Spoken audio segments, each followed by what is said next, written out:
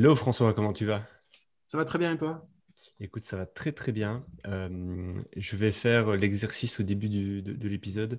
N'oubliez pas de liker la vidéo, d'aller commenter directement dans la vidéo en mode c'est trop bien, même si vous n'avez pas encore vu l'entièreté de la vidéo sur YouTube. Et de laisser 5 étoiles sur l'Apple Podcast si vous écoutez sur l'Apple Podcast. Quand je le dis au début, ça a un vrai impact. J'ai fait un peu le comparatif et ça a un vrai impact. Écoute, ça va très bien. On a l'épisode 40, c'est ça? Ouais, et en plus tu le dis avec plein d'enthousiasme, du coup ça donne vraiment envie aux Non, gens non, non, d'aller. non, non. De quoi? Dire quoi? L'épisode 40 ou le... Non, non, venez liker, venez subscribe. Ah oui, oui, oui, oui. C'est vrai que Tu je vois, ne le il fais faut pas faire de comme les façon très youtubeurs, tu vois, genre pimpante. tac, Quelqu'un qui le tac, fait tac. super bien, c'est Noah Kagan. Ouais, mais lui, ouais. Il est ultra fort là-dessus. Il met plein d'entrain. Et d'ailleurs, en parlant de Noah Kagan, je regarde plus trop son contenu. Enfin, si, je regarde, parce que des fois même, je te l'envoie. Mais par contre, je le trouve de moins en moins quali. Et il le fait à la chaîne. Je pense qu'il sort une vidéo tous les 2 jours presque actuellement. Et en fait, tu vois qu'il se répète, il se répète, il se répète, il se répète, il se répète. Il dit toujours la même chose maintenant. Et c'est toujours Il le même change type de juste le titre, vidéo. hein, de la Ouais, c'est vidéo. ça. Et il dit, mais bon, ça marche, quoi. Sa chaîne est en train de monter assez vite, donc c'est assez cool. Et puis bon, même s'il se répète, j'aime l'entendre. Aujourd'hui, je voulais te parler en intro d'une boîte crypto, pour le coup, encore une fois, que j'ai découvert. Alors, j'ai pas découvert ça récemment, mais je m'y suis intéressé récemment. Euh, Plus particulièrement parce qu'on est dans une phase où les NFT sont en train de prendre beaucoup d'ampleur. Et du coup, j'ai regardé un peu, ben, c'est quoi les NFT qui se vendent super bien, c'est quoi les OG chez les NFT, c'est-à-dire les boss du game, et c'est quoi les différents types de NFT. Et un type d'NFT qui marche très bien et qui est OG pour le coup, c'est le generative art. Donc ça veut dire quoi? Ça veut dire que c'est un artiste qui donne des espèces de guidelines à l'ordinateur, et ensuite l'ordinateur va produire l'art. Et une boîte qui est très connue là-dedans s'appelle Artblocks. Tu connais certainement. Ouais. Et en fait, il y a un documentaire qui est sorti début de cette semaine qui est assez ouf. Je ne sais pas si tu l'as regardé, je te l'avais envoyé. Je ne sais pas si tu as eu le temps de le regarder ou de l'écouter. Bah, on le mettra dans la description. C'est un documentaire de 30 minutes qui est très, très, très, très complet sur qu'est-ce qu'Artblocks et pourquoi les œuvres d'Artblocks se vendent plusieurs centaines de milliers d'euros. Comment ça se fait? Et honnêtement, c'est un documentaire que je conseille d'aller voir. Et bon, pour la petite histoire, c'est un artiste qui faisait du générative art et qui a fait du générative art sur la blockchain il y a plusieurs années. Et le truc n'était pas du tout connu. Et après, il explique comment ça a fait, de fil en aiguille, il a embordé des artistes d'une meilleure qualité. Le truc a plutôt bien pris et que maintenant, en fait, Artblocks, c'est très structuré. Tu as Artblocks pour les nouveaux artistes inconnus au bataillon. Ils peuvent faire des drops et il y a une file d'attente de plusieurs mois quand tu es artiste pour pouvoir apply, pour pouvoir faire ton drop. Puis, il y a une section curated où là, c'est vraiment les artistes qui sont soit très connus, soit pas connus, mais qui sont exceptionnellement bons. Et du coup, eux, bah, ils font quand ils font un drop, c'est dans la section curated. Et là, pour le coup, c'est très souvent des NFT qui coûtent beaucoup plus cher et qui Ouais. se vendent après sur le marché secondaire certaines sommes très, très onéreuses. Et c'est assez intéressant. Alors, pourquoi je voulais parler de ça? Pourquoi je veux parler d'Artblocks? Déjà, pour le documentaire, euh, je suis quelqu'un qui n'aime pas du tout l'art, enfin, qui n'aime pas l'art, qui n'a jamais euh, été, euh, Foudroyé. ouais, voilà, par certaines formes d'art. Tu vois, par exemple, la musique, j'aime beaucoup, tu vois. Pour moi, c'est une forme d'art et j'aime beaucoup la musique. D'une certaine façon, certains styles de poésie, et type les haïkus, par exemple, que j'aime beaucoup.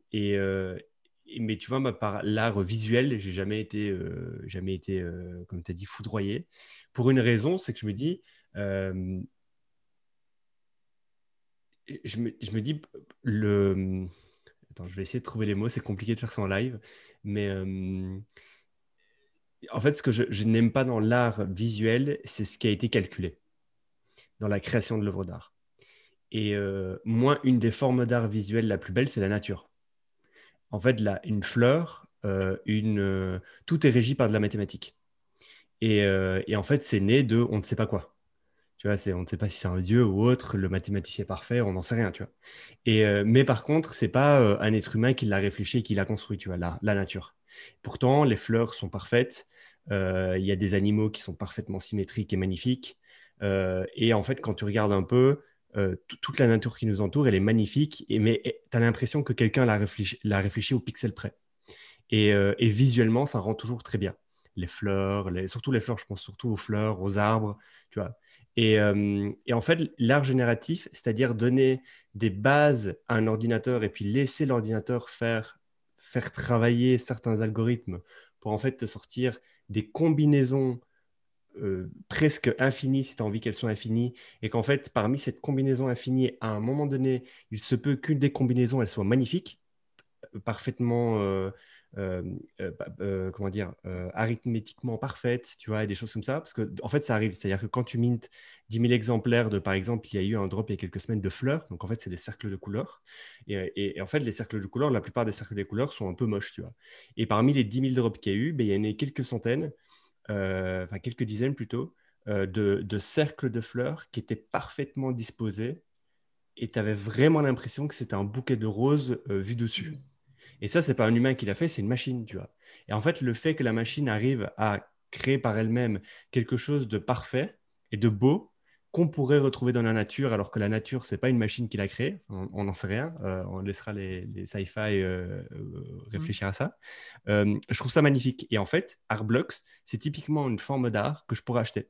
Du coup, je me suis un peu renseigné comment on fait de l'art génératif. Et je me suis dit, tiens, est-ce que c'est compliqué de faire de l'art génératif? Du coup, Artblock, c'est un petit guide de comment t'amuser avec une petite interface directement sur Artblock, c'est un peu à la Codecademy, de faire ta propre simulation très basique d'art génératif. Et du coup, YouTube est rempli de tutoriels d'artistes qui montrent comment ils ont appris à développer, parce que du coup, il faut un peu coder. Très souvent, c'est en Python que ça se fait, et il faut un Ok. peu bidouiller du Python pour pouvoir faire des trucs. Et il y a eu un drop récemment que j'ai vraiment beaucoup aimé, et malheureusement, je n'ai pas participé parce que je trouvais que ça, c'était un peu cher, et au final, bon, bah, j'aurais peut-être dû acheter parce que le floor price sur le marché secondaire après était le double du prix du minting. Mhm. C'était de l'art génératif de l'espace. Donc en fait, c'est des espèces de nébuleuses de l'espace. Et il y en a eu, je pense, 3000 qui se sont générées. Et elles étaient magnifiques. Tu en avais qui étaient bof-bof, et puis tu avais des nébuleuses. Tu avais vraiment l'impression que c'était une nébuleuse que tu aurais pu voir dans un télescope de la NASA, tu vois. C'était Mm. magnifique. Et c'était un artiste espagnol, je pense, qui faisait ça. Et le mec, il est fan de space et de generative art. Et du coup, il fait des trucs super, super stylés. Et donc, voilà, juste voilà, donc le generative art, c'est super intéressant.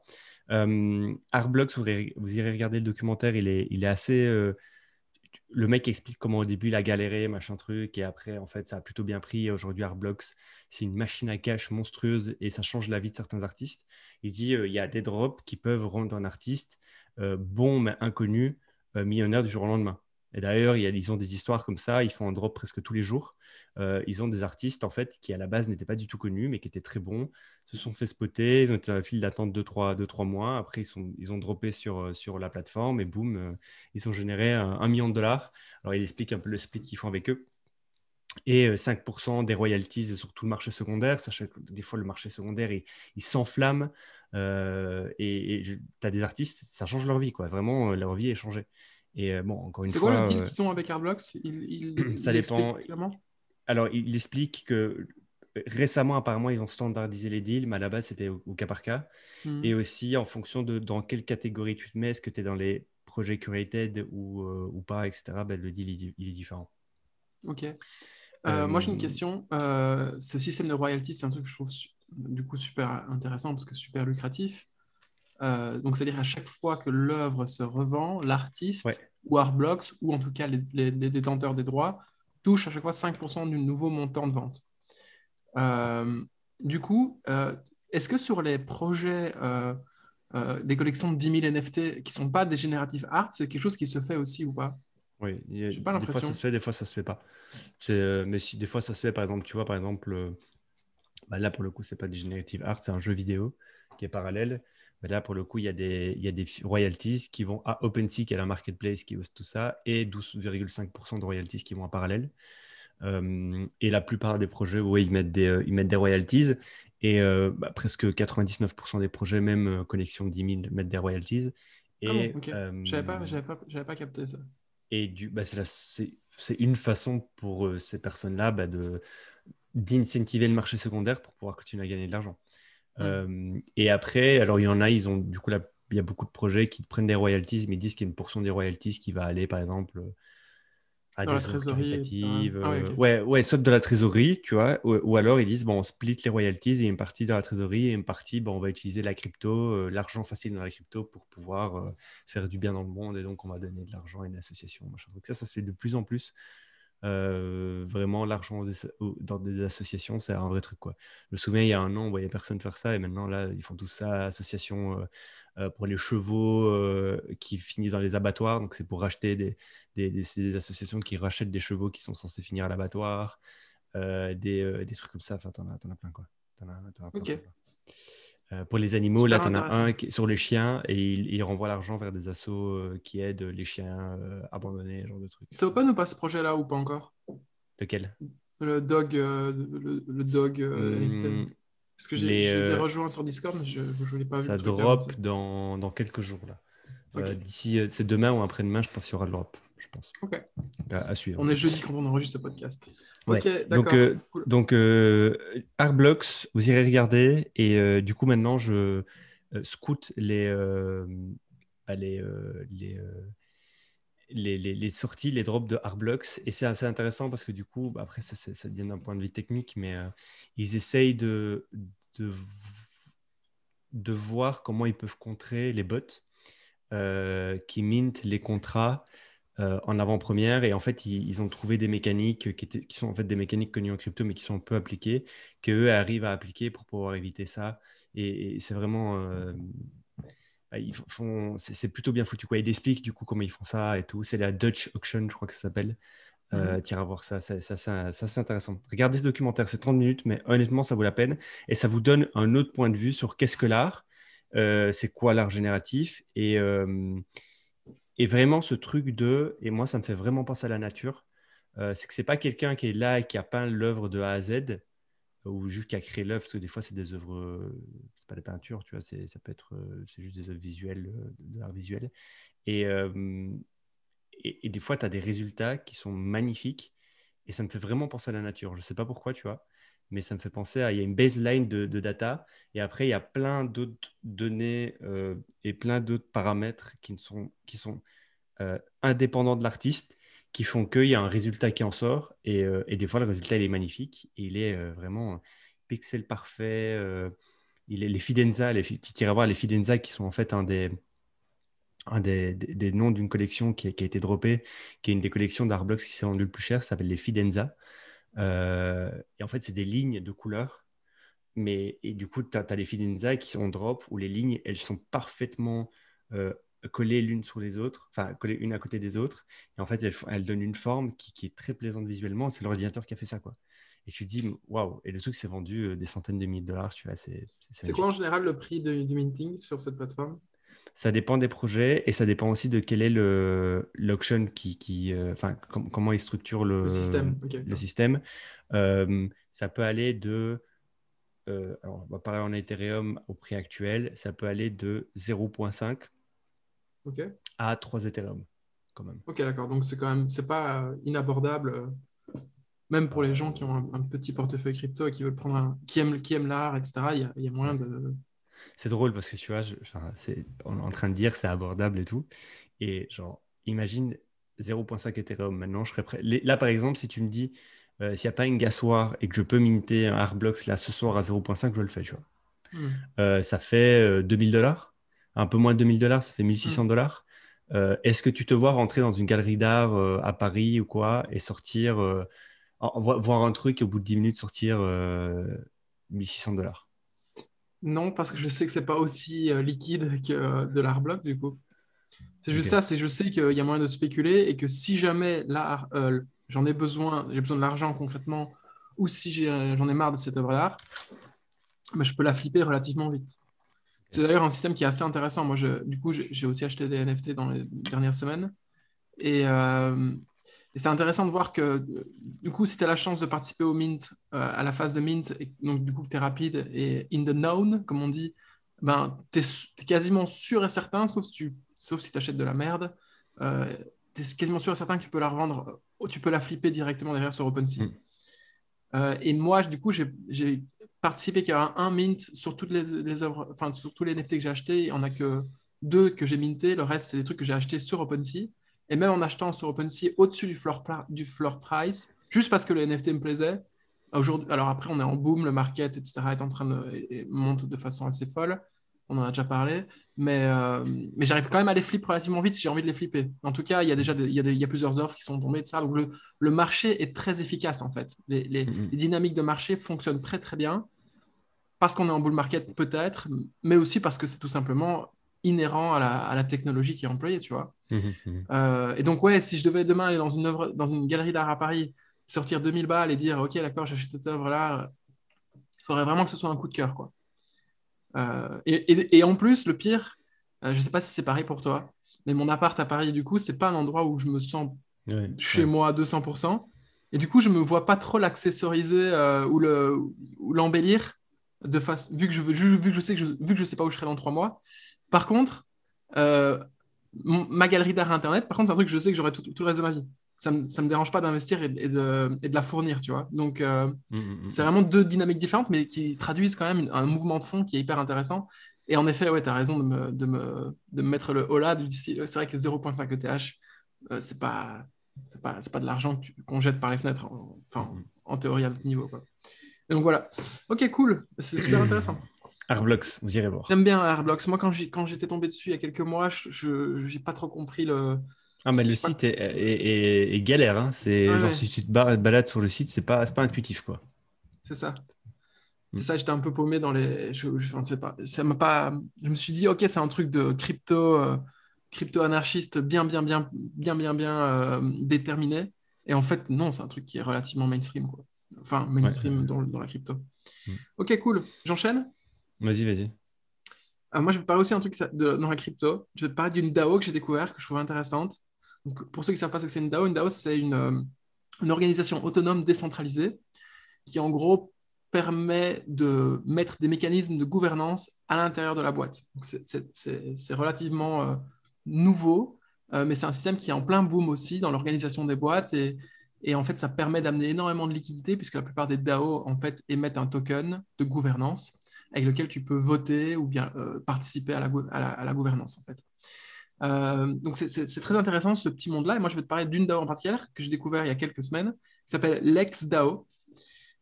Et en fait, LexDAO, c'est une DAO de juristes qui s'associent Ok. ensemble pour créer vraiment des smart contracts qui sont destinés à remplacer en fait toute une série de services juridiques qui aujourd'hui sont rendus par les cabinets d'avocats. Et je vais te parler d'un service qu'ils proposent et qui est, je trouve, intéressant. Alors, c'est un petit peu flou parce que c'est une DAO et que c'est un petit peu cryptique pour le coup, la façon dont ils s'organisent. Ils passent par GitHub pour s'organiser. Ils ont des tutoriels pour apprendre aux lawyers en fait, à mettre un peu les pieds dans les smart contracts, etc. Donc, ils ont vraiment en fait, toute une stratégie de contenu qui est hyper intéressante. Mais au-delà de ça, je vais te parler d'un service qu'ils proposent aujourd'hui. Et pour pouvoir y avoir accès, il faut du coup acheter le Lex token, donc le token de la DAO, ce qui est, tu vois, d'un point de vue économique, je trouve ça super sensé. Mhm. En gros, ils ont fait un smart contract d'escroc. Donc, qu'est-ce que c'est l'escroc aujourd'hui? Je ne sais pas comment on le dit en français d'ailleurs, je ne sais pas si tu sais. Intermédiaire enfin, je sais pas, escroc, quoi. Enfin, genre, escroc, c'est un Ouais, mot. ok, d'accord. Bon, bref, imaginons demain, vous voulez Intermédiaire de racheter un. confiance. Ouais, c'est ça. Bah, typiquement, en fait, demain, vous voulez acheter une œuvre d'art, vous voulez acheter un Picasso, vous l'achetez à un Russe, ce Picasso, et vous donnez 500 millions de dollars aux Russes. C'est quand même un moment où il y a un petit peu un saut de confiance, un saut de l'ange dans le vide, où vous vous dites, OK, d'accord, je vais lui filer 500 millions de dollars si je m'arrange directement avec lui, et lui, il va me filer l'œuvre d'art derrière. Est-ce que c'est la vraie œuvre d'art? Est-ce qu'il va vraiment me la filer? Et lui, il se pose la question, OK, est-ce que ce sont des vrais dollars s'il me les amène dans une mallette? Enfin bon, bref, il y a plein de questions qui rentrent autour de ce sujet-là, et en général, c'est à ce moment-là qu'un escroc arrive et qui dit, OK, d'accord, vous allez me donner l'œuvre d'art, vous allez me donner les 500 millions, je vérifie que la transaction est respectée des deux côtés, et puis ensuite, je procède à l'échange. Et ben en fait, tout simplement, quelque part, cette mécanique, on pourrait la mettre dans un smart contract. Et en fait, c'est un truc qui est vachement accaparé par tous les cabinets de droit, un petit peu les cabinets de finance, etc., ce service d'escroc. Et du coup, eux, ils ont créé ça et je trouve ça super malin, en fait. Tu vois, si tu réfléchis et que tu te dis, OK, on va créer une DAO remplie de juristes spécialisés dans un domaine bien particulier, qu'on va créer des smart contracts que eux peuvent activer et mettre en place pour leurs clients, etc., etc. Et à chaque fois que quelqu'un veut utiliser ce smart contract, il faut, pour avoir accès au smart contract, tout simplement pour le mettre en œuvre, etc., bref, il faut détenir des tokens Lex. Je trouve que ça met une nouvelle dynamique, en fait, dans la façon de réfléchir et de concevoir le service juridique en tant que tel. Et je mets ça en parallèle par rapport au fait que, alors ça paraît un peu farfetch comme ça, mais j'ai vu un tweet ce matin qui disait les 3 professions les plus impactées par le Covid parce qu'elles peuvent maintenant travailler en remote et que c'est genre officiel, assumé et revendiqué, c'est la tech, forcément, on le savait tous, la finance, pas de surprise, mais le droit. Il y a plein de juristes qui se sont rendus compte en fait qu'ils n'ont pas besoin d'aller se taper au bureau. Si tout est informatisé, que les données sont à disposition, etc. Ben, bref, selon moi, on est en train de voir émerger des guildes, l'équivalent de guildes de droit, qui seront réparties sur le monde entier, qui permettront à leurs juristes de travailler quand ils veulent, d'où ils veulent et autant qu'ils veulent, sur des sujets relativement techniques, en ayant accès en fait à toute une série de ressources qui seraient fournies par cette guilde, par cette DAO. Et je trouve ça super intéressant parce que du coup, en fait, quand tu réfléchis au smart contract, à GitHub, etc., tout paraît un petit peu farfelu, etc. Mais faire une DAO de droit, comme tu pourrais faire par exemple une DAO de chirurgien qui se déplace chez toi, ou une DAO de, je sais pas moi, de financier, blablabla, tout ce qu'on connaît déjà. Tu peux faire une DAO pour tout en théorie. Euh, et ben, tu peux vraiment imaginer en fait un système beaucoup plus efficace et qui, in fine, repose sur la marque. Pourquoi? Parce que aujourd'hui, tu veux activer un smart contract en tant que lawyer, bah, tu dois faire des recherches toi-même de smart contract, tu dois te faire connaître comme étant quelqu'un de crédible avec les smart contracts, etc., etc. Or, si tu te mets derrière l'espèce d'auvent, de paravent, de marque d'une DAO, eh ben en fait, c'est la DAO, c'est l'image de marque de la DAO qui permet en fait d'être crédible. Parce que en fait, derrière, les deux mecs qui doivent faire une transaction ensemble, ils passent par la DAO, ils passent pas directement par toi en tant qu'avocat. Et donc, je trouve que c'est intéressant de voir aussi que finalement, le branding, la marque, la crédibilité de ça, avec les DAO, ça va revenir hyper à la mode. Ce qui n'était pas vraiment le cas en fait avant dans les projets crypto un peu classiques, genre à l'ancienne, tu vois. Genre, ben là, tu vois, typiquement, c'est un vieux domaine complètement poussiéreux qui se réorganise avec une DAO. Et du coup, ils sont obligés de mettre énormément de marque et de branding, ce qu'ils n'auraient peut-être pas été obligés de faire ou ce qu'ils n'auraient pas pensé à faire en 2017 quand les premiers smart contracts d'escroc ont commencé à sortir, tu vois. Donc en vrai, c'est genre des outils qu'ils arrivent à activer et qui sont super intéressants. Donc voilà, c'était juste ça. Moi, j'ai pas mal de potes vu que j'ai fait des études de droit, j'ai pas mal de potes qui ont fait des études de droit, qui sont devenus avocats, qui en fait rêvent de pouvoir voyager, qui rêvent de pouvoir être beaucoup plus libres dans leur travail, qui sont d'ailleurs payés au lance-pierre la plupart du temps, parce qu'il y a beaucoup, en tout cas en Belgique, je pense que c'est pareil en France, il y a trop d'avocats et pas assez de cas. Et du coup, en fait, ce genre de système, c'est peut-être, on va dire, c'est peut-être l'avant-garde de ce qui sera hyper mainstream dans 10, 15, 20 ans, où les avocats seront comme les digital nomades, en fait, c'est-à-dire des gens qui peuvent travailler de d'où ils veulent, quand ils veulent, en passant par des DAO. Et il y aura probablement des DAO spécifiques, droit pénal, droit machin, droit machin. Donc c'est intéressant, je trouve ça intéressant comme concept, et de voir en fait qu'il y a des DAO qui existent et qui servent vraiment à quelque chose. Alors Et après, tu cette les as DAO-là, rejoints dans... T'as j'ai rejoint rejoint, leur Discord, ce genre de truc? ouais, ouais, j'ai juste rejoint le Discord, ils sont moins de 100. J'ai pas encore poncé à 100% parce qu'au final, ça m'intéresse pas à titre personnel de rejoindre une DAO de droit. Mais voilà, je trouve intéressant. Je me réjouis de voir quelles seront les prochaines variants en fait de ce potentiel DAO. Donc voilà. Ok. Je connaissais pas du tout. Je connais des projets lié au légal dans la crypto, mais je ne connaissais pas du tout l'ex-DAO, là, cette DAO. Mais c'est drôle surtout parce que je suppose que 90% de ces DAO vont fail en fait, parce que Bien sûr. il y a plein de DAO qui en fait servent à rien. Ça pourrait juste être un cabinet bien fait, tu n'as pas besoin de faire une DAO, tu vois. Mais ce qui est intéressant là, c'est que s'ils se spécialisent, parce qu'ils font du escroc, mais est-ce qu'ils font du escroc en... Et du coup, ils ont des clients, et la plupart de leurs clients, c'est des clients crypto ou pas, tu vois. Je sais Ouais. pas, et du coup, bah, ils pourraient avoir une verticale particulière, mais je sais pas trop.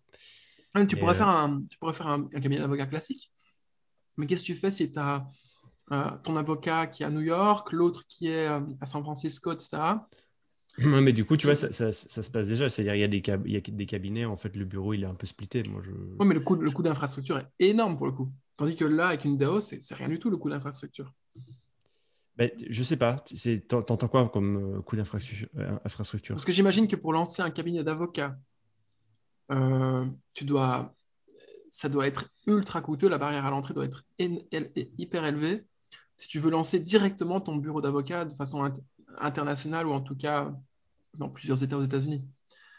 Tandis que là, j'ai l'impression que c'est plus en mode individu souverain. Je rejoins la DAO, je profite de l'image de marque de la DAO pour fournir des services juridiques si un client a besoin d'un service juridique près de chez moi. Hmm. Euh, donc, je ne sais pas, hein. Parce que Euh, là si je En regarde effet, un je pense que peu, ça va peut-être fail. Enfin, en tout cas, toutes ces DAO-là, c'est un ça, peu comme les... je sais pas si c'est de la fail. Par contre, ce que j'ai Pas l'impression de celle-là en comprendre, particulier, mais moi, en quand je vais général. sur leur site, c'est qu'en fait, l'avantage de cette DAO-là, c'est pas que les gens soient remote ou ce genre de truc, c'est qu'en fait, l'exécution, si je comprends bien, euh, enfin, certains processus dans le travail d'un avocat sont faits par du code, si je comprends bien.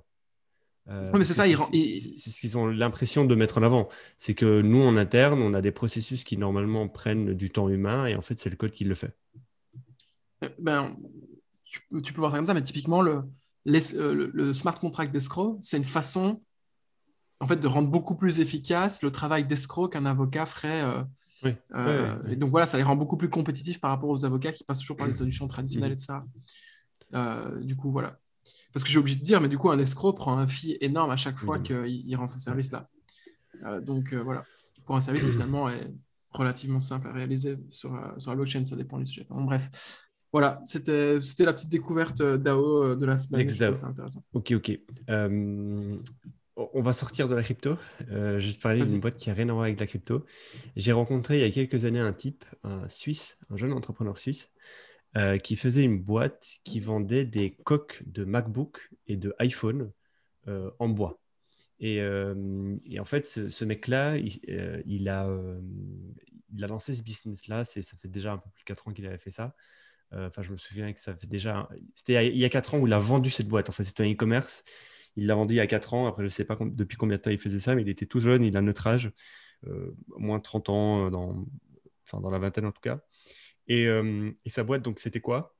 Comme je l'ai dit, c'était des Mac, des coques de Mac et de téléphone et d'iPhone, principalement des produits Apple, faits en bois. Et en fait, c'était du bois un peu luxueux, un peu de high level, un peu des luxe. D'ailleurs, les coques n'étaient pas données, elles étaient à un certain prix premium.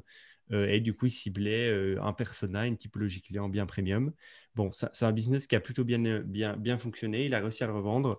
Et depuis, j'avais plus trop de nouvelles de lui. Je pense qu'il était parti à Miami vivre quelques temps, puis il est revenu en Suisse. Enfin, depuis, j'ai plus trop de news. Et je vois quoi? Je vois cette semaine qu'il lance une nouvelle boîte qui va te plaire, qui va te parler. C'est une idée que toi, tu aurais pu avoir pour le coup. Donc, suite à la vente de la boîte qu'il a fait, il a eu un peu de cash, il s'est acheté une Tesla. Et il a remarqué une chose, c'est que en fait, dès que tu as une Tesla, tu fais quoi? Bah, tu t'entoures de gens qui ont des Tesla. Tu vas aux stations de chargement et tu te rends compte que tout le monde a des Tesla. Et tu commences un peu à comparer ta Tesla avec les autres. Et il y a un problème avec les Tesla, c'est que toutes les Teslas se ressemblent. Du coup, il s'est dit comment je pourrais personnaliser ma Tesla et rajouter du skin premium dans ma Tesla. Et c'est là qu'il a eu l'idée de rajouter des,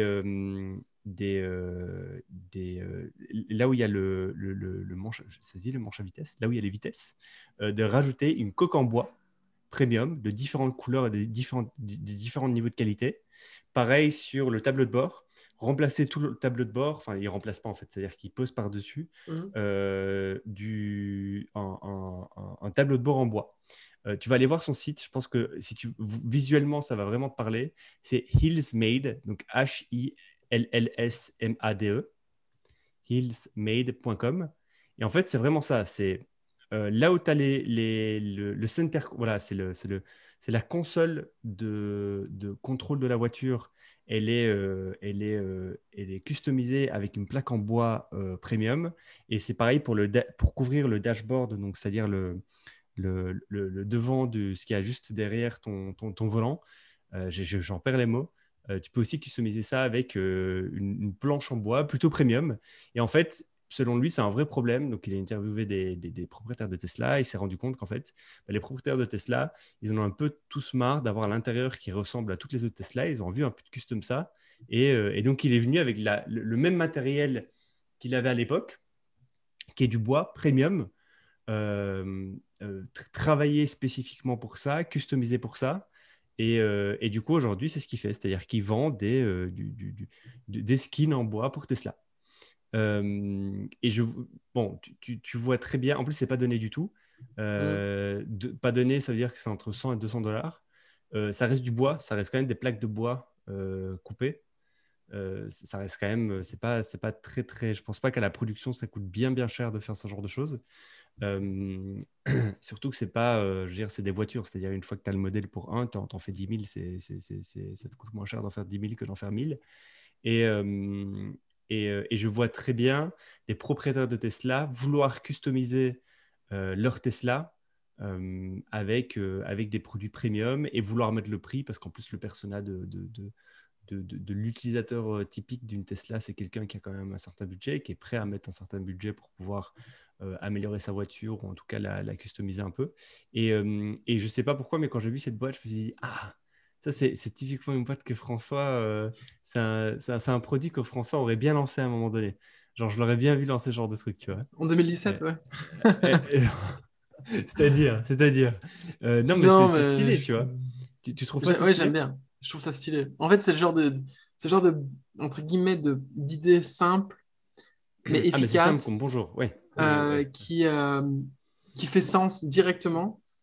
Et tu te dis, bah, putain, en fait, et à chaque fois que je rencontre un des auditeurs et qui me parle de dropshipping, il me dit, putain, mais tu vois, ces gens-là, ils font des trucs tout simples, je pourrais aussi le faire. Et finalement, bah, c'est ce que je me dis en voyant ça. C'est genre, bah oui, je pourrais aussi le faire, tu vois, un truc comme ça. Mais le gars, il a eu les coronets de le faire jusqu'au bout. Et franchement, je vois qu'il y a tous les users sont contents, en tout cas sur les reviews. Pas beaucoup d'abonnés sur Insta, donc c'est-à-dire que C'est il tout en est récent. encore au Le tout lancement est début. récent. Ouais, le Ok. lancement est récent.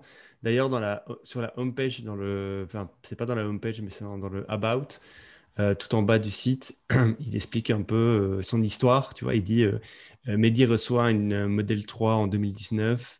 Mehdi se rend compte qu'en fait, il faudra un peu personnaliser sa voiture, toujours fin 2019. Début 2020, il prototype un site et il commence le développement des maquettes en bois. Il se fait livrer les premiers prototypes fin 2020, début 2021.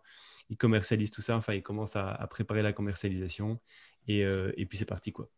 Et ouais, le lancement, ça fait quelques mois qu'il s'est lancé, c'est encore tout neuf. J'ai pas de données sur les chiffres et ce genre de choses. Sachant qu'il est rodé sur le sujet du e-commerce, vu qu'il en a Hmm. fait un, qu'il a monté plutôt bien, qu'il l'a revendu, et son e-commerce était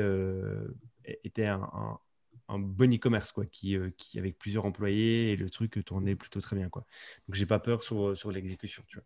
Mais sur l'idée du produit, je trouvais ça assez intelligent, tu vois. En plus, j'ai pas de Tesla, mais je vois très bien le public Tesla se dire, moi j'ai envie de mettre un dashboard de Bordeaux.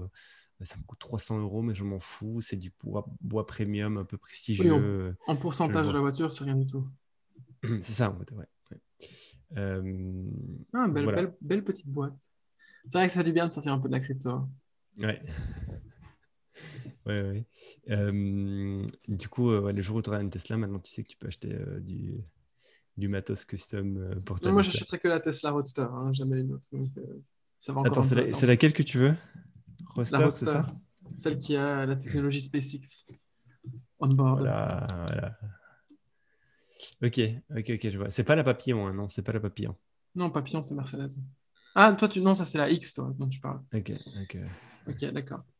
Donc oui, ça c'est le petit rêve. D'ailleurs, si un des auditeurs de FarmSpot aime Tesla et a beaucoup trop d'argent, on aime bien les voitures Tesla aussi. Et mon, et Offre-nous mon, une Tesla. Offre-nous une Tesla. Alors, mon moi, appareil photo me dit fuck. j'ai envie de te Je suis un parler peu- d'un. Ouais, c'est pas grave, on te voit en mode arc-en-ciel, mais c'est pas grave. Euh, J'avais envie de.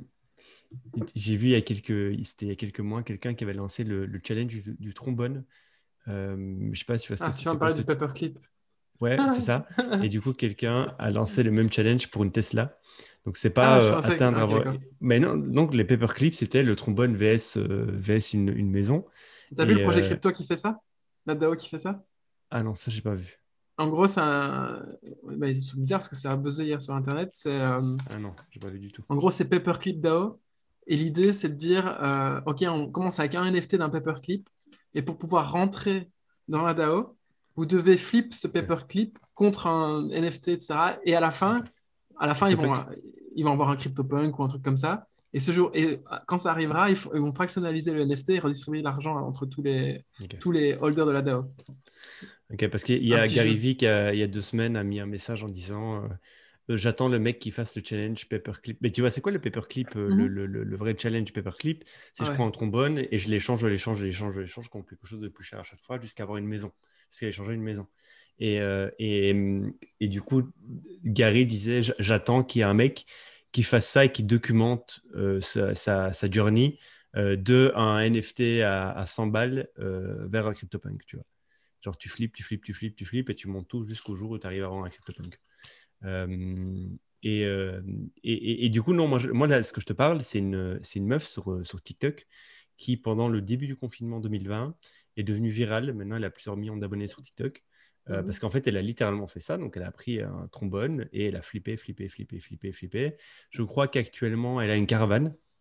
Donc, elle a réussi. Mais elle montre tout, tu vois, sur TikTok, elle te montre, premier truc, c'est un bijou. Puis le bijou se transforme en aspirateur. L'aspirateur se transforme en Air Jordan. Les Air Jordan se transforment en console de jeux vidéo. La console de jeux vidéo se transforme en, tu vois, et etc. Mhm. etc.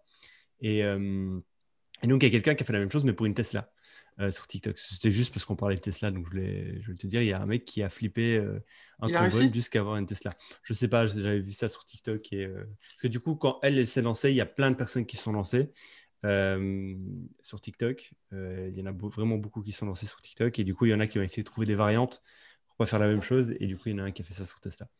Donc, si tu veux Je me t'amuser à rappelle faire un challenge, quand j'étais jeune, on faisait ça quand j'étais au scout. Juste parenthèse, les scouts en Belgique, c'est pas comme en France, hein. C'est pas une organisation très, très, très, très catho, très à droite, de vieilles familles. C'est un truc beaucoup plus démocratique. Et du coup, au scout, on avait des activités comme ça, euh, où on commençait la journée avec un œuf, et à la fin de la journée, c'était celui qui ramenait le plus beau prix qui gagnait, enfin le plus bel objet qui gagnait le truc. Enfin, bon, c'était assez amusant. Mais oui, c'est un truc qui est assez connu, hein. C'est marrant. Ok. Tu veux qu'on fasse un paperclip challenge avec FarmSpot? non, tu sais que j'ai eu l'idée. J'ai saoulé ma copine avec ça d'ailleurs au début du confinement. Je me suis dit, putain, c'est trop malin, il faut aussi que je fasse un paperclip challenge, machin truc. Et puis ça demande un travail de malade, quoi, parce que tu dois C'est poster du les hustle. annonces.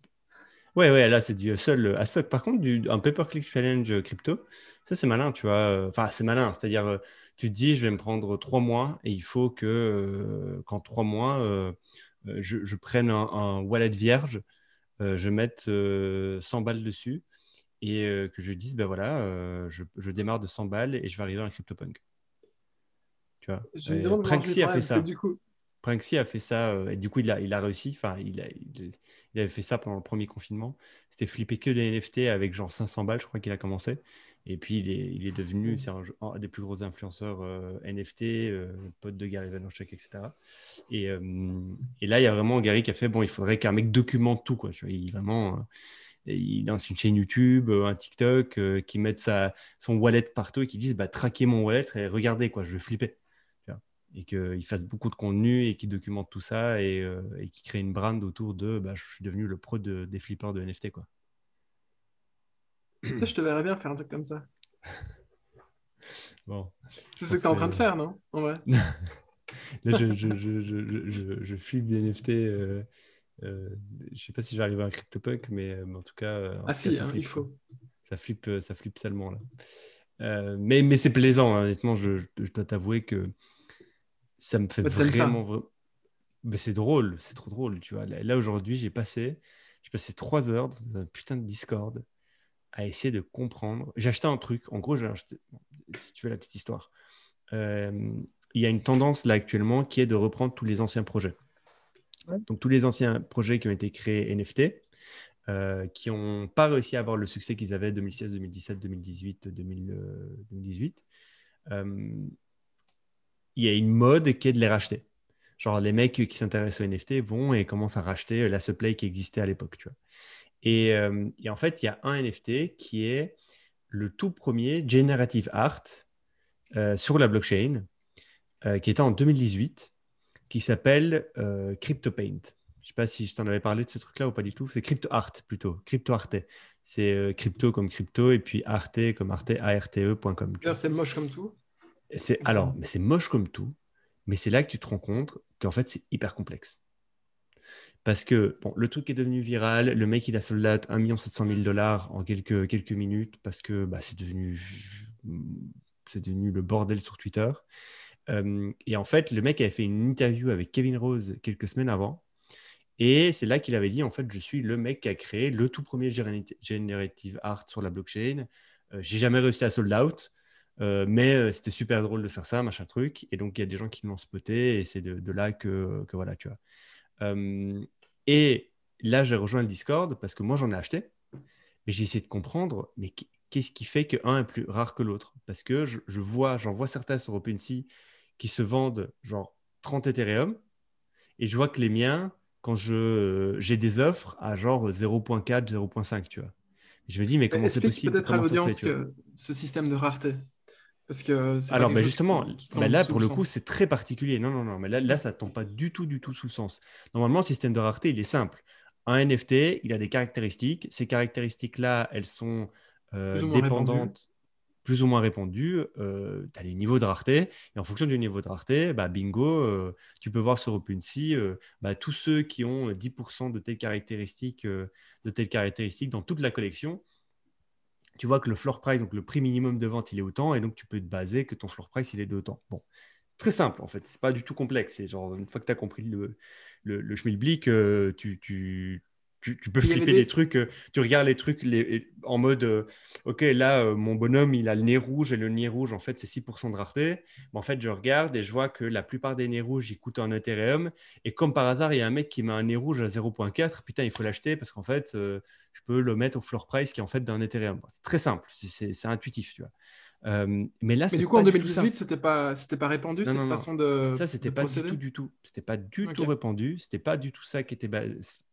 En fait, là, il y a 6 niveaux, 6 éléments qui font que ta peinture, elle est rare ou pas.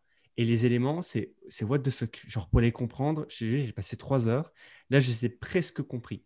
Il y avait déjà le fait, en fait, à l'époque, c'est-à-dire que tu n'appuyais pas sur un bouton et genre, tu n'avais pas en 10 minutes tous les NFT se mintaient. C'était le fondateur qui mintait les NFT et qui les mettait à disposition sur la marketplace. Mhm. Et en fait, lui, il en a minté certains en 2017 et il y en a certains qu'il n'a jamais minté, qu'il a minté que maintenant en 2021. Donc évidemment, ceux qu'il a minté en 2017, les prix explosent parce que c'est les premiers qu'il a minté. Donc eux, c'est dinguerie.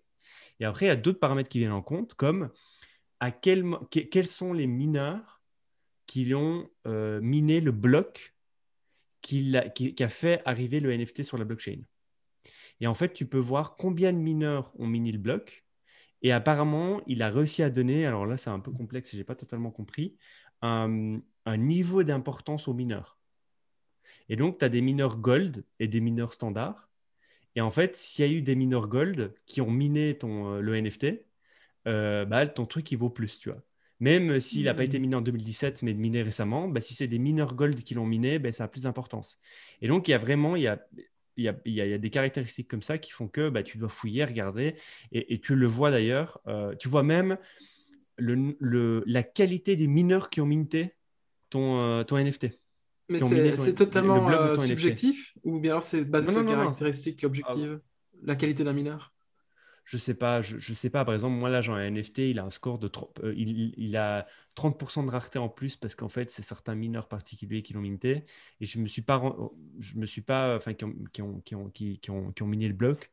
Et je saurais pas te dire si c'est parce que je sais pas, genre il va regarder en fait l'historique du mineur et qu'il voit que le mineur, en fait, il a aussi miné plein d'autres trucs super intéressants, tu vois. Ça pourrait être, Ouais, ok, il était là depuis le début sur Ethereum, ouais, etc. ça pourrait Ok. être, tu vois, c'est pour valoriser un peu les mineurs et leur donner des caractéristiques un peu particulières en fonction de leur historique, c'est intéressant. Nice. Mais donc, c'est beaucoup plus complexe que le truc standard que tu as 10 000 NFT, on donne tel type de caractéristiques, il n'y en a que 10 qui ont une épée, du coup, tu as 1% de rareté. Enfin, non, non, Et c'est pas du tout ça, quoi. pourquoi est-ce que c'est 10 000? Il y a une raison logique derrière Non, ça ou pas? alors là, pour le coup, c'était pas 10 000 celui-ci, mais Oui, la oui, plupart mais des en projets, général, non, la c'est même. aléatoire. C'est aléatoire.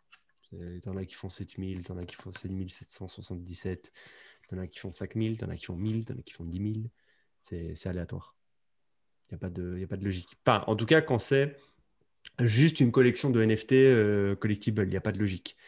Après, euh, c'est un peu plus complexe, mais par exemple, si tu veux faire un jeu vidéo, il y a une logique que tu dois suivre en Pour avoir un fonction. minimum Bah, d'utilisateurs, etc. après. ouais, ouais, voilà. Si tu veux faire du breeding, par exemple, tu vois, il faut que tu Hmm. réfléchisses un peu à ce genre de choses. Donc là, c'est un peu plus compliqué Et par de exemple, les réfléchir à ce point-là. Mooncat, tu vois, Ouais. c'est aussi un des projets qui a réémergé. Puisqu'il y Ouais, avait, si je me rappelle bien, il y avait eu un bug dans le contrat ou quoi, et du ça. coup, on a Rescue, et donc tu as les Mooncat qui datent de 2000, je sais pas quoi, Ouais, et puis tu as les Rescued, les Wrap Rescued ouais, Mooncap, ouais. et ceux-là, est-ce qu'ils ont des properties? Ouais, tu vois, eux, ils ont des propriétés et des traits particuliers. Mais c'est pas un génératif, quoi. Enfin, je sais rien si c'est un génératif ou pas, mais je pense pas, non. Ok, d'accord. Super intéressant. Ouais, honnêtement. Et tu vois, par exemple, dans les peintures là, dont je te parle, c'est des petits cubes, en fait. C'est des petites landes, une à côté de l'autre. Et par exemple, t'en as certains qui ont des landes où il y a un code à l'intérieur. Et en fait, le code à l'intérieur, c'est la fin du hash du mineur. Tu vois, et genre, si tu as ça, c'est genre ultra méga rare. Enfin, c'est vraiment genre, c'est ultra technique. Et et tu as vraiment l'impression, quand tu t'intéresses à ce genre de truc et que tu creuses et que tu lis, tu essaies de parler, tu vas sur les Discord, tu parles avec les mecs t'expliquent, tu comprends rien, ils te réexpliquent, tu lis des trucs, machin. Tu as vraiment, je sais pas expliquer, mais ça me fait penser exactement à la même chose que quand j'ai commencé à m'intéresser aux cartes Pokémon et que je me suis rendu compte qu'en fait, il y a des shadows, des shadowless, il y en a qui ont été imprimés et qu'en fait, l'ombre de l'encart, elle s'affiche, d'autres s'en fichent pas, il y avait des bugs d'impression. Il y a machin, il y a des éditions, des rééditions, des cartes spéciales d'exposition en Australie en 1900, je sais pas combien. Et je sais pas, en fait, j'adore en fait être le fouineur et fouiner ce genre de trucs. Et au final, tu te rends compte que tu as minté un truc tout dégueulasse. Et, et au final aussi, tu peux aussi te rendre compte qu'en fait, bah, tu es assez tôt et que les gens connaissent pas ces trucs-là. Il y a très peu de monde qui connaît. Et du coup, tu peux aller sniper. Et ça, c'est le truc le plus excitant. Et je pense que c'est le truc aussi que Gary Vaynerchuk adore. C'est bah, en fait, très vite, essayer de comprendre c'est quoi les niveaux de rareté. C'est pas juste un NFT collectible en mode je vois 8% de rareté, du coup je sais qu'il est d'autant le floor price sur les 8%, et donc je vais sniper le floor. Non, c'est pas ça. C'est un peu plus complexe. Et en fait, vu que c'est un peu plus complexe, bah, il y a moins de monde qui va se renseigner. Et vu qu'il y a moins de monde qui va se renseigner, bah, si toi tu te renseignes, bah, tu peux vite sniper des trucs super intéressants qui sont underpriced sur le marché. Et par contre, le jour où le truc il explose, bah, tu as chopé un truc super rare très tôt sur le marché parce que juste personne ne se renseignait sur les éléments de rareté. Tu vois. Donc aujourd'hui, j'ai littéralement passé 3 heures. Je commençais vers 11 heures du mat et je terminais avant d'aller prendre mon lunch. Et j'ai kiffé, quoi. J'ai trop kiffé. Je me suis rendu compte que mes trucs n'étaient pas très rares. Bon. Mais j'ai kiffé le délire, tu vois. Et du coup, j'ai essayé de sniper le OpenSea. Mais il y a déjà trop de mecs malins qui, genre, se renseignent, tu vois. Genre, qui captent les bails. Ouais, mais je pense que tu fais partie de ces gens qui ont une mentalité de collectionneur. Et du coup, je comprends que tu kiffes faire ça et qu'en plus tu sois relativement, enfin, je sais pas si tu es bon ou pas, probablement que tu n'es Bah, pas pas un encore. surperformeur, Non, mais en tout cas, tu as la rage, enfin, pas la rage, mais ouais, l'ambition de le devenir, ça fait sens. c'est drôle. Il Ouais, n'y a pas de j'aime bien. sommétier, comme on dit. Y a pas de sommité, comme on dit. Hein. Allez, Et donc voilà, ok. Bon, allez, j'enchaîne, parce que là, ça fait déjà 55 minutes, là. Euh, vas-y, un petit Désolé, dernier. encore un projet crypto, mais ça va être rapide. C'est un truc que j'ai découvert qui s'appelle rabbithole.gg. Je suis sûr que tu en as déjà entendu Ah, parler. on Et le en recommande gros, à nos fellows. C'est super bon outil pour ouais, t'introduire à la crypto, genre de truc. Ouais. mais oui, c'est pas que ça en fait. C'est une solution, c'est Ouais. la première Hmm. solution marketing payante. Donc c'est vraiment un canal d'acquisition payant crypto qui, en gamifiant l'utilisation d'un protocole ou d'un projet crypto, ben, permet d'amener énormément d'utilisateurs sur ton projet à toi. Donc typiquement, tu es dans le cadre d'un projet, tu lances ton projet, il n'y a personne qui te connaît, tu as 3 followers sur Insta, sur Twitter, tu as des gens qui commencent à te sniper, comme dirait Jedi, tu as les alphas qui commencent à venir et s'intéresser à ton projet. Mais ce qui t'intéresse, toi, la plupart du temps, en tant que projet, c'est d'avoir énormément d'utilisateurs, ou en tout cas le plus d'utilisateurs possible. Et du coup, en fait, tu peux passer par le projet rabbithole.gg qui, lui, va utiliser. En fait, c'est en 5 étapes. La première étape, c'est on design une quête ensemble. Donc, en gros, toi, tu vas avec ton petit projet chez Rabbit Hole. On dit, OK, d'accord. Voilà, le but, par exemple, c'est que les utilisateurs créent leur premier NFT ou mint leur premier NFT sur ta plateforme. OK, d'accord, on va créer une quête. On la design. Puis ensuite, on la crée. On crée des rewards qui vont avec la complétion de cette quête.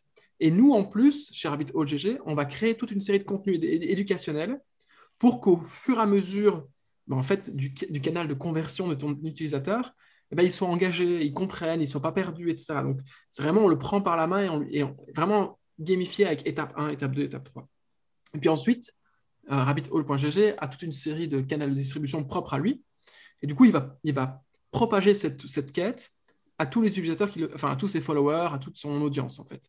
Donc, déjà de base, un truc qui est simple, un truc qui est gamifié, un truc qui a directement un gros reach puisque c'est distribué via Rabbit Hole. Et puis ensuite, en fait, ce qui est génial, en fait, c'est que tu as un tracking de OK, est-ce que les gens que nous, Rabbit Hole, nous avons amenés sur votre plateforme ont vraiment réalisé la quête qu'on a décidé ensemble de créer pour qu'ils utilisent votre protocole, par exemple? Oui, non. Ils ont un proof of use qui a été développé par eux. Je ne sais pas si c'est eux qui l'ont développé, en tout cas, ils utilisent un proof of use. Et en plus, ils ont un truc pour ne pas que les gens, en gros, qu'à pas que ce soit vraiment 10 000 utilisateurs uniques et pas 30 fois le même gars qui vient faire la même quête, etc. Et ce qui est génial là-dedans, c'est que du coup, Rabbit Hole rétribue ses utilisateurs en token du projet.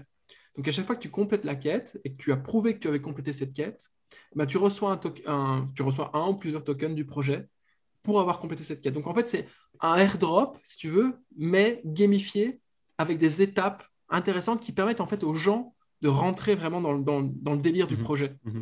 C'est pas genre juste, OK, on envoie un airdrop à tout le monde, les gens entendent parler de notre projet, la plupart du temps, ils vendent directement, etc. Non, là, ils rentrent en fait, ils font un chemin d'utilisateur qui les sensibilise ou pas au projet et à son but. Et derrière, en fait, je trouve que c'est génial. Ils ont déjà fait 10 000, il y a déjà 10 000 adresses qui ont complété au moins une tâche avec Rabbit Hole, donc 10 000 utilisateurs uniques. Et ils ont déjà distribué plus de 100 000 dollars de reward à tous leurs utilisateurs. Et le business model est super intéressant puisque Rabbit Hole, eux, prennent 20% en gros du montant alloué à cette quête. Donc en gros, si toi, tu as, un protocole de main et que tu veux utiliser Rabbit Hole, tu dis, OK, je vais donner 100 000, eh ben, eux, ils prennent 20 000 euros pour eux, avec 20 000 euros en équivalent, enfin 20 000 En euros token. d'équivalent en token, voilà. Et ils sont la plupart du temps euh, loqués pendant 1 an. Donc, ils sont vraiment incentivés à ce que vous y arriviez en même T'as temps trouvé qu'eux. ces infos où? Surtout le site. J'ai pensé le site, ils ont un Notion Ok. aussi. Ouais. Donc voilà, mais très intéressant, ça fonctionne plutôt bien, on dirait. Et je pense que c'est une nouvelle façon de faire le marketing. Toi, typiquement, Ouais, ouais. Nous, en tant que marketeurs, etc., on vient avec nos vieilles... Enfin, tu vois, c'est dans les vieilles casseroles qu'on fait les meilleures recettes, enfin, qu'on fait les meilleurs plats. Ben, grosso modo, il y a plein de vieilles casseroles du marketing qui ne sont pas du tout utilisées en crypto et qu'on peut en effet utiliser à bon escient. Mais tu as aussi des nouvelles façons de s'y prendre. Et ça, je Clairement. trouve ça hyper malin. Donc voilà. Mais je pense que Puis ça, ça doit aussi t'as- exister dans les, dans le ouais, je sais truc, pas, dans le truc mais là c'est tracking. intéressant parce que tu outsources ton onboarding en fait de utilisateur et tu rewards l'onboarding et c'est très bien. Et en fait, tu dis vraiment à une autre boîte, en fait, gère tout ça pour moi, quoi. C'est comme si tu avais créé une boîte qui fait du création d'onboarding as a service. Et c'est ça, hein, en fait, hein. C'est littéralement ça. Et économiquement, c'est encore plus intéressant parce que du coup, elle reward les utilisateurs de faire qui font l'onboarding. Donc, non, c'est génial. J'aime beaucoup cette boîte. Elle fait partie de toutes ces boîtes qui veulent créer des outils pour pouvoir onboarder les gens dans la crypto. Il y en a de plus en plus des boîtes qui font ça, C'est un super euh, gros créneau. qui est un créneau gigantesque. Mhm. Axie en est un. En fait, Axie, c'est le gateway parfait pour Ouais, j'ai s'intéresser à la. vu combien de pourcentage des gens qui gagnent de l'argent sur Axie n'ont pas de compte en banque dans la Ouais, TradFi. C'est ouais, genre plus de 20%. c'est Donc, incroyable, c'est incroyable. Et non, Axie. Et alors, il y a pas des théories, mais il y a des gens qui sont convaincus qu'en fait, les jeux, le play to earn, c'est le gateway le plus efficace pour onboarder des gens dans la crypto. Et Axie est un exemple de ça assez flagrant, quoi. hyper intéressant. Donc, ça voudrait dire que quelque part, le jeu est la porte d'entrée pour Ouais, accéder derrière, que tu aies un compte en banque ou pas dans la vraie vie, à des services financiers. c'est ça. Ouais. Mais c'est génial.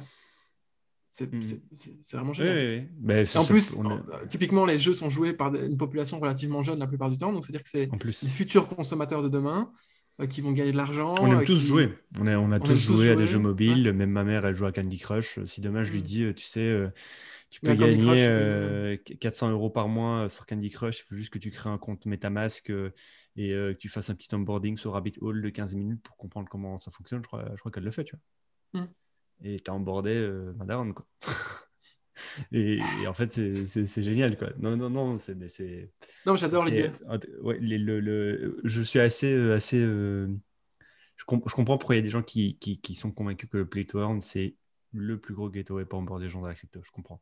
Parce qu'en fait, on aime tous jouer. On aime tous jouer. Et si on est jeune, c'est encore plus le cas.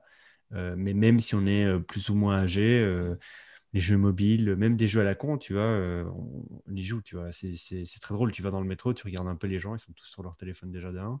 Et tu as au moins une personne sur toi qui est sur un jeu mobile. Peu importe, jeune, pas Donc, jeune.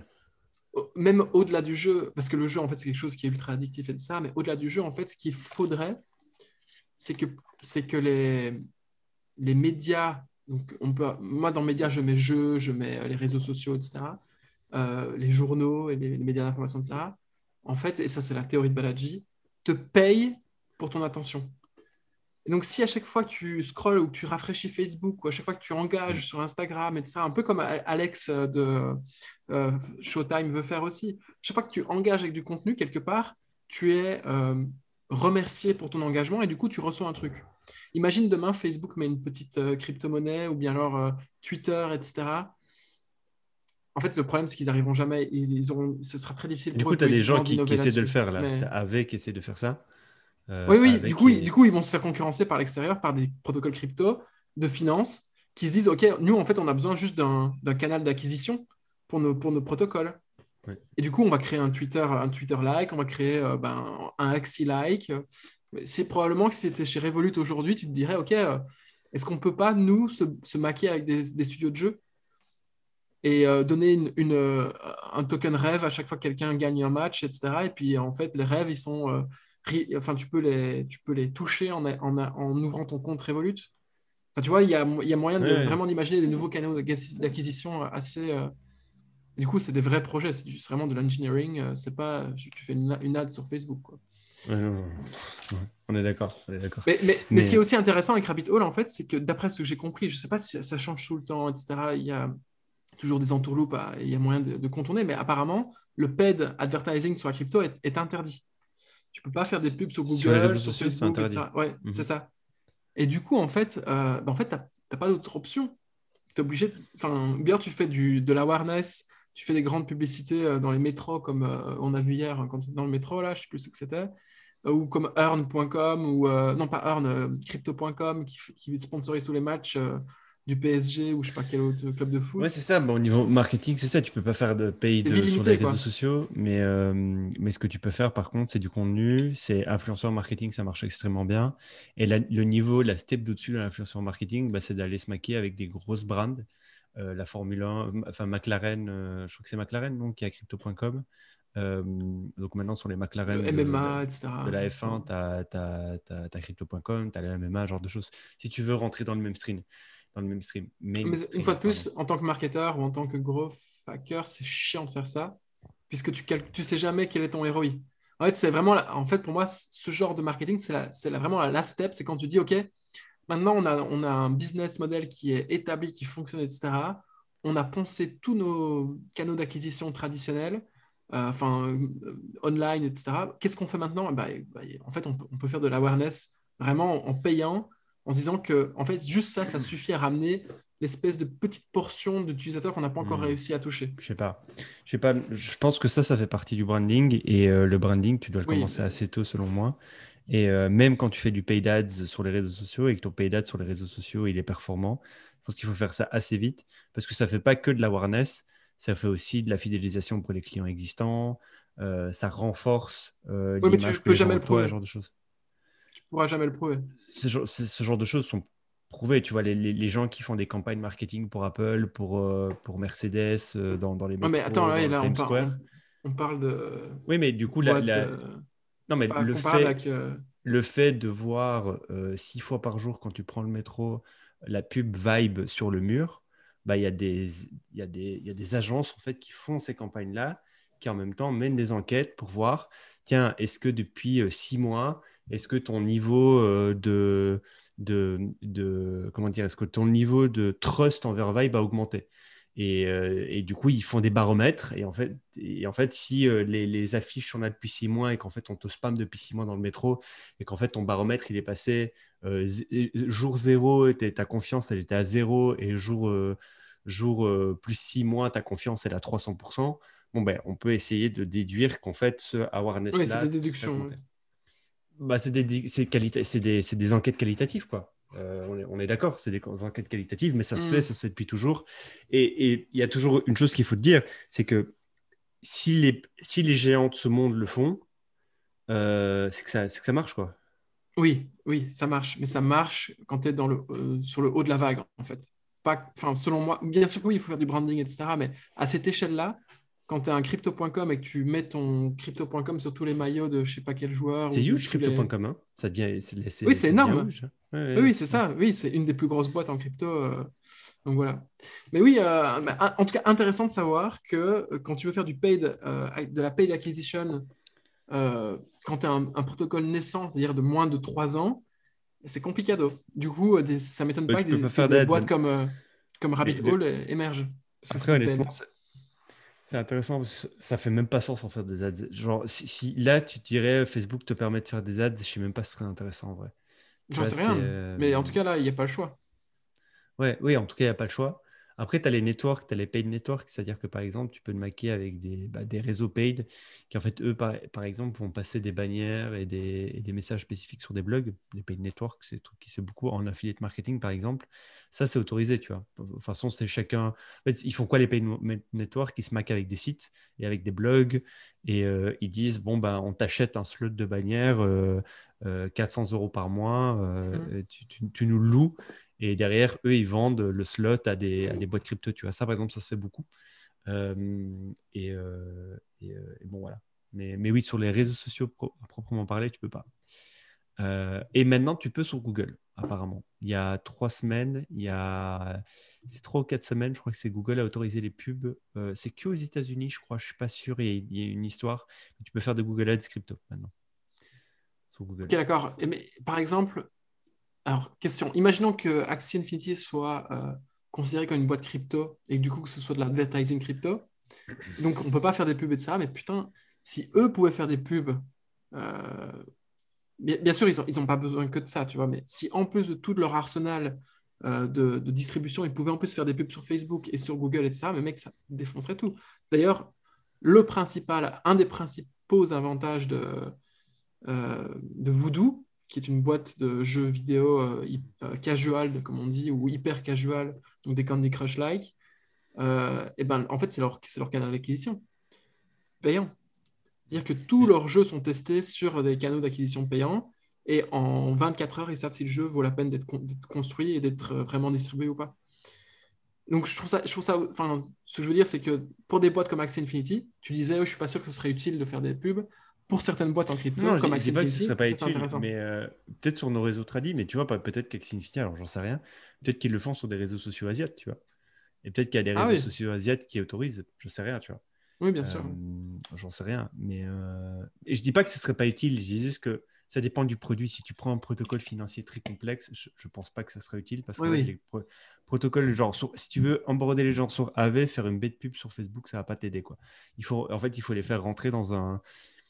Il faut leur faire comprendre qu'est-ce que le lending, qu'est-ce que le borrowing, c'est quoi l'intérêt. Et donc, ça passe par beaucoup, beaucoup d'éducation. Et donc, Rabbit Hole, dans le coup, pour le Hmm. coup, ça fait très sens, tu vois. Bosser avec des influenceurs qui te font un guide de 15 minutes sur YouTube, ça fait très sens.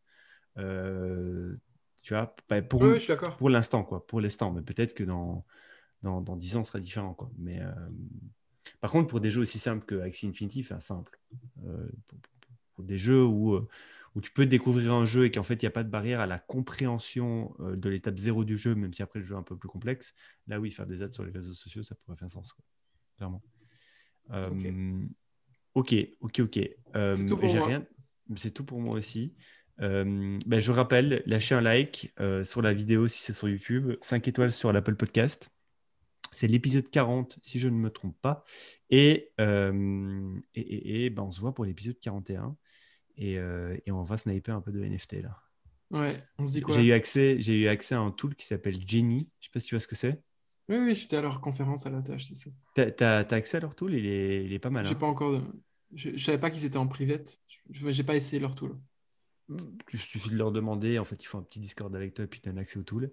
Et il est plutôt intéressant. Tiens, à voir. Ça te permet de sniper le floor, comme ils disent, assez facilement.